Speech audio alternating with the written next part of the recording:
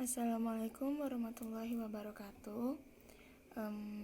Perkenalkan, nama saya Retno Puspitasari dengan NIM 4304020017 dari Prodi Psikologi Islam kelas 2A.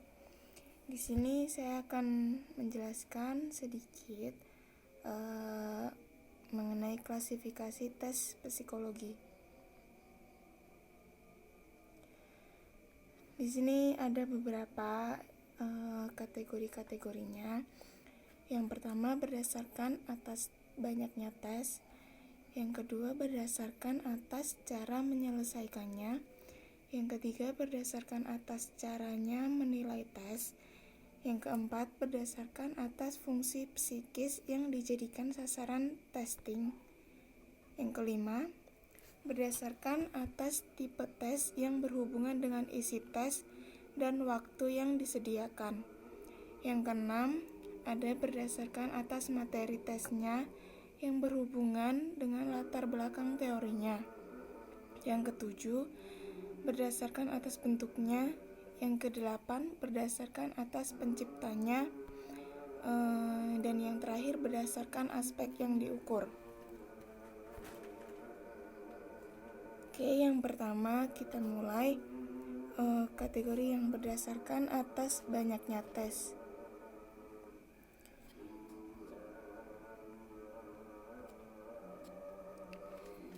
Ada dibagi menjadi dua tes. Yang pertama tes individual atau individual tes. Maksudnya adalah pada suatu waktu tertentu tester hanya menghadapi satu testi. Contohnya, tes kepribadian Rorschach. Jadi, tes kepribadian Rorschach ini merupakan metode tes yang menyuruh pasiennya untuk melihat bercak tinta secara acak di kertas dan menjelaskan apa yang dilihatnya. Metode ini digunakan dengan tujuan untuk mengungkapkan pola pikir seseorang. Yang kedua, tes kelompok atau grup tes. Maksudnya adalah pada suatu waktu tertentu, tester menghadapi sekelompok testi. Contohnya, tes intelijensi SPM atau Standard Progressive Matrix. Tes intelijensi SPM ini merupakan tes nonverbal yang menyajikan soal-soal dengan menggunakan gambar-gambar yang berupa figur dan desain abstrak, hingga diharapkan tidak tercemari oleh faktor budaya. Tes ini tidak menghasilkan IQ, namun skor yang didapat dibandingkan dengan norma untuk menunjukkan tingkat kemampuan mental seorang anak.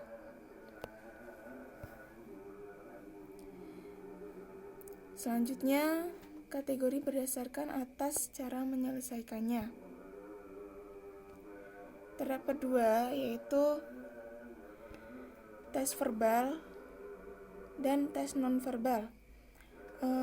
Yang tes verbal maksudnya adalah seorang testi tidak di dalam menyelesaikan atau mengerjakan tes tersebut harus menggunakan kata-kata, misalnya memberikan keterangan, memberikan hasil perhitungan, memberikan lawan kata, mengatakan kekurangan pada suatu gambar. Contohnya subtes informasi tes WISE.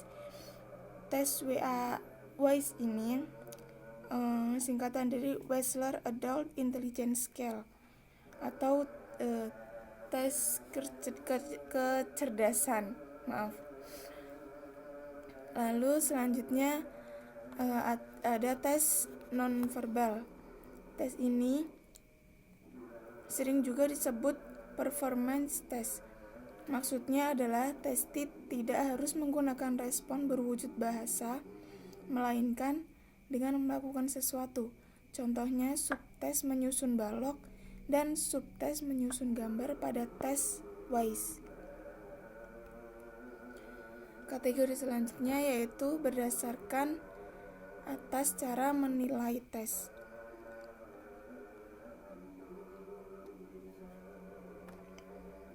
Ada dua tes. Yang pertama, tes alternatif dan tes gradual. Tes alternatif adalah penilaian pada tes ini berdasarkan atas benar atau salah. Jadi hanya ada dua alternatif, yaitu memilih benar atau salah. Misal ada pernyataan mengenai bumi itu bulat, benar atau salah, begitu. Nah, tes yang kedua yaitu tes gradual. Pada tes ini penilaian bersifat gradual. Jadi ada beberapa tingkatan. Misalnya diberi penilaian 5, 4, 3, 2, atau 1. Misal nomor 5 ini adalah sesuai, sangat sesuai, dan yang nomor 1 adalah sangat tidak sesuai. Misal ada pernyataan, saya sering mandi pagi. Nah, bisa memilih di antara 1, 2, 3, 4, atau 5, sangat sesuai atau sangat tidak sesuai, atau mungkin tingkatan yang lainnya. Yang D, kategori selanjutnya berdasarkan atas fungsi psikis yang dijadikan sasaran testing. Ada tes perhatian, tes fantasi, tes ingatannya, dan tes kemauannya. E, berdasarkan atas tipe tes yang berhubungan dengan isi tes dan waktu yang disediakan.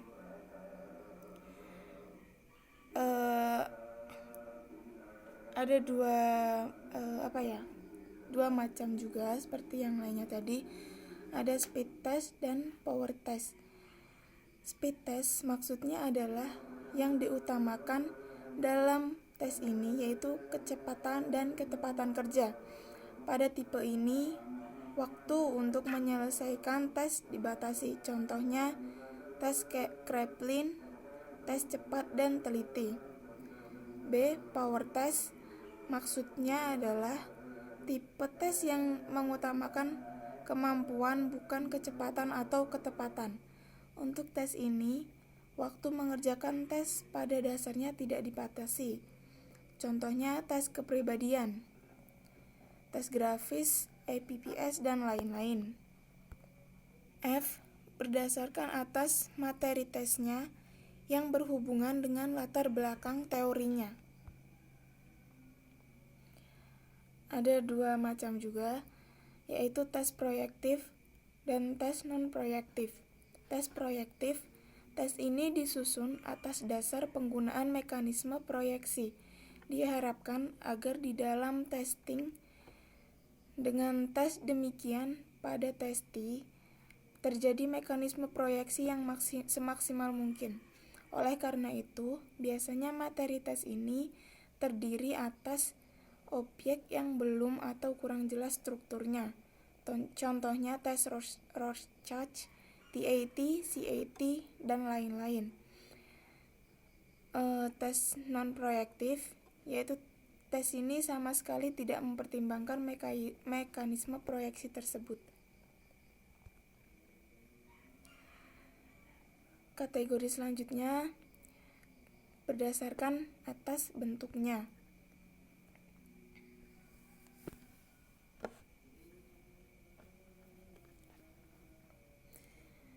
Yaitu terdapat beberapa macam, yaitu ada tes benar salah, seperti yang sudah saya jelaskan di awal tadi, tes pilihan ganda, tes isian. Jadi seperti saat kita ujian tengah semester gitu, pasti kan ada pilihan ganda, ada uraian. Selanjutnya ada tes mencari pasangan.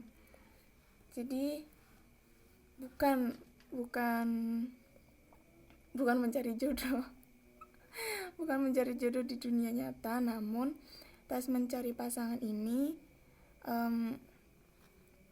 misal menyilangkan yang kanan dengan yang kiri, ada pilihan. Nanti bisa disilangkan mana yang sekiranya tepat. Lalu ada tes penyempurnaan, tes mengatur objek, tes deret angka, dan tes rancangan balok.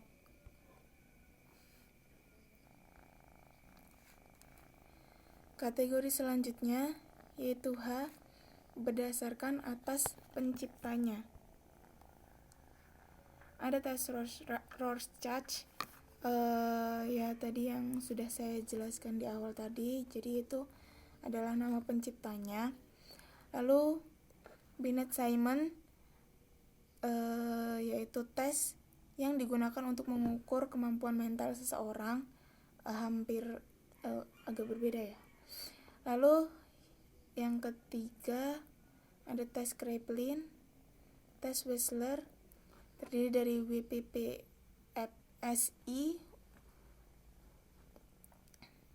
dan lain-lain. Dan yang kelima ada tes Raven, SPM, IPM ataupun CPM. Yang terakhir, berdasarkan aspek yang diukur. Terdapat tes kecerdasan, tes intelijensi, General Intelligence Test. Yang kedua ada tes bakat atau aptitude test. Yang ketiga ada tes kepribadian atau personality test. Dan yang terakhir tes minat.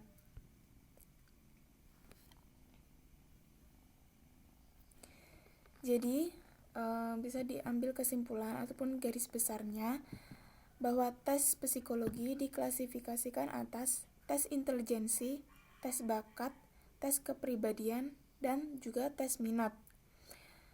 Tes intelijensi adalah tes yang mengungkapkan intelijensi untuk mengetahui sejauh mana kemampuan umum seseorang untuk memperkirakan apakah suatu pendidikan atau pelatihan tertentu dapat diberikan kepadanya ataupun tidak. Yang kedua ada tes bakat, atau sering disebut pula sebagai tes bakat khusus yang mencoba untuk mengetahui kecenderungan kemampuan khusus pada bidang-bidang tertentu.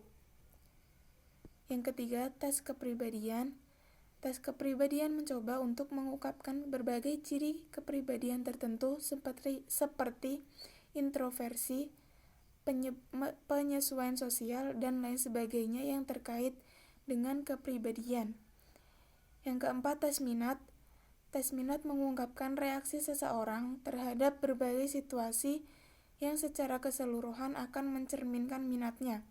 Minat yang terungkap melalui tes minat ini seringkali menunjukkan minat yang lebih mewakili daripada minat yang sekadar dinyatakan, yang biasanya bukan merupakan minat yang sesungguhnya. Jadi, misal si A berkata jika minatnya adalah bermain basket. Namun setelah melalui tes-tes ini ternyata minat sang anak bukanlah pada bidang basket, namun pada bidang voli. Contohnya seperti itu.